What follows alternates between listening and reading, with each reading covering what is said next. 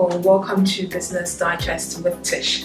I'd like to say a very big thank you to you all for making time to read and watch the maiden edition of Business Digest with the CEO of Exodus Communications, Mr. Richard Abichinia. Today, I bring to you another educative and insightful interview with the General Secretary of the Public Utility Workers Union, Mr. Michael Edumatanyantishi. We spoke about ECG going private and the fate of ECG staff. So relax and enjoy this interview. Taking over as the General Secretary of PUWU, has it been easy or there have been a few challenges you've encountered? Yeah, it's been a hectic time because the time that we were going for our conference, for our elections, we were still deeply embroiled with this ECG concession issue. So there was a lot of pressure on us trying to put our case out to the Ghanaian public, and also trying to explain why we think that the concession is not a good option for Ghana and ECG in particular. So it's been a difficult time, and since we came from the elections after July, the struggle more or less had to continue. And also the fact that within the period,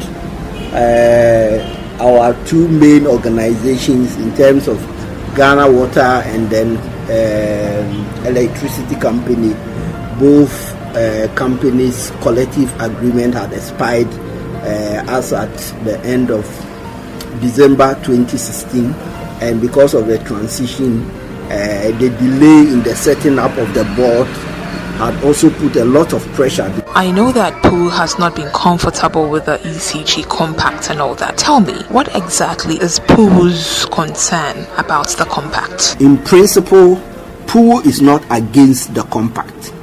But within the compact, there is this condition precedent that if Ghana will access this money from the United States of America, then ECG must be given to a private operator, or there should be private sector participation. The position that PUWU had, and we still maintain that with respect to the private sector participation, the model of concession which Ghana has selected is not the option that will really bring us the best for a country as ours. Then let's look at other models of PSP apart from concession. So we thought that fine, if government says it doesn't want to dispense or give out the access of ECG on a partial privatization, then we thought that government could have looked at the option of either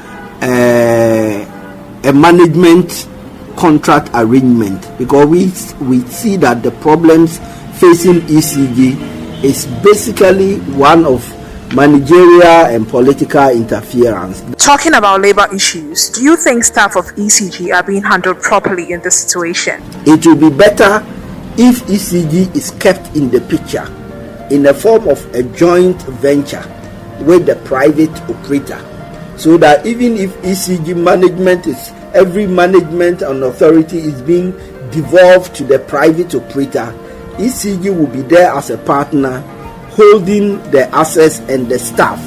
In that instance, there's the issue of transferring staff from ECG to the private operator will not come in, and this whole question about severance will not arise. And that we thought would have been a simple approach to try to go around it, and then make sure that we are able to implement the compact to the fullest, because there will still be private sector participation. ECG will still be in the picture, although the major decisions may not be taken by it. Do you think your advocacy went down well? We made a lot of advocacy, a lot of campaign, but it looks like the government, when the new government took over, felt that there wasn't enough time for them to be able to look at this new option of a joint venture, so they should proceed with the same concession as had been agreed on by the previous administration. So looking at the modalities where they are going to handle the staffing issues, whereby the introduction of the grandfathering principle will mean that staff of ECG will be moved from ECG to go and work with the private operator. We felt that no, in that instance, then the issue of severance will have to come in. And I will not go into the details because the matter is now already before the court. So that is the lack of common understanding on the provisions of the labor law is what triggered us to take the matter to the court, because the ministry and MIDA were interpreting it differently, and we were also interpreting the same provisions differently. And so we felt the best forum for a declaration or a clarification on the issue will be in the court of law.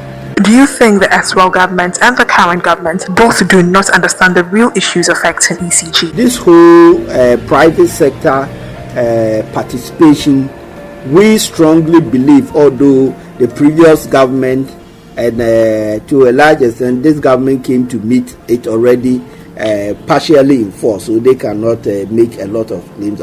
We strongly believe that it's more an imposition than something which is really a planned change program by the Ghana government. Because if it's a really planned change program by Ghana government, we think that maybe we could have looked at different models than really being forced to go straightly by this direction, because these are conditions under the compact which we have to comply with. And once government is continuing and this new government came, the compact was partially enforced because the first tranche of the money had already been drawn down by the previous administration.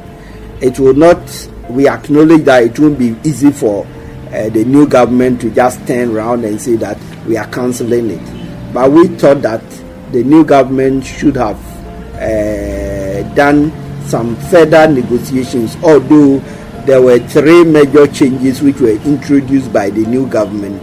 But we thought that the option of the concession should have been modified a little to make things a little easier for Ghana and Ghanaians, and also the impact on the ECG workers may have been less severe if it was under a joint venture agreement. Okay. Are you disappointed at how the NPP government is handling the ECG issue? That one, I wouldn't mince words. We feel very much disappointed because we thought that a new government should have taken its time to really do a proper appraisal of this whole thing. But because of certain timelines which have been set in the compact, we are just glossing over a lot of issues and just trying to meet deadlines without really looking at all the nitty-gritties. And that is where we think that we are much disappointed with the approach, especially how the new ministry and the minister had gone about this whole process. And our disappointment again also stems from the fact that the president during his campaign did indicate that when he assumes power, he will engage labor on these issues. And that engagement, to say the least, has not been anything that we can really talk about. Do you think there was lack of commitment with regards to this ECG issue on the part of government? If there was commitment to really review the concession model, government should have been able to still work within the time frame, or even negotiate with the American partners. It's an agreement. There's no agreement that is cast in stone that cannot be amended. And if you look at the compact itself, it even makes provision for some form of amendment and changes. So a new government could have gone to the Americans and said that, wait, this is what we have come to meet. We have evaluated or done some appraisal. We think that we need to tweak this a little here and there. So let's modify the time frame a little to see that we are able to all come to a certain consensus. Do you dread losing jobs? We cannot pretend to say that by the mere fact government has said that no staff will lose his job, and so it's a complete given that nobody will lose his job. And you must always look at the reality and learn from the examples that we are familiar with. And in our country, I'm yet to know of any one company that has gone through any form of restructuring that you will say that staff did not, some staff were not affected. And so you cannot say that yes, the threat of staff losing their job is not real. And then also the fact that in all this process, statements have been made, but we haven't really seen many documented evidence to show that these statements are really integrated into the whole process to provide that kind of assurance or guarantee. And in an economy where unemployment is a major issue, if people who are currently working stands the risk of losing their job, it shouldn't be only a concern for Puwu, but everybody should be concerned. One staff of ECG is not only catering for himself and his immediate family, but it's always a rippling effect, and we need to look at some of these things from that broader perspective. I think that the nation owes a responsibility to its citizens to a large extent to ensure that yes, our economy is growing and people are getting jobs and things like that. But often people will come, oh, ECG is inefficient and so they should go and this. If we are using inefficiency as the benchmark for which companies should be privatized, I doubt which of our public institutions should be left. Is it education? Is it health? Is it what? There is inefficiency in almost every facet of our public sector. But we need to look at how we can make things work. And for me, I don't think that the solution or the panacea is just packaging and giving to the private sector. Listening to you, I would say that Puwu is not comfortable with a verbal assurance of ECG staff not losing their jobs. You're not comfortable with verbal assurance, right? No, that is not adequate. That is not adequate. And we think that we would have been more comfortable to see these kind of assurances reflecting in some of the processes that are ongoing, and especially also the way media had gone about issues over the past few years has also given us a concern to not just take anything that is said hook, line and sinker. That means issue of trust is something which is really bothering Puwu.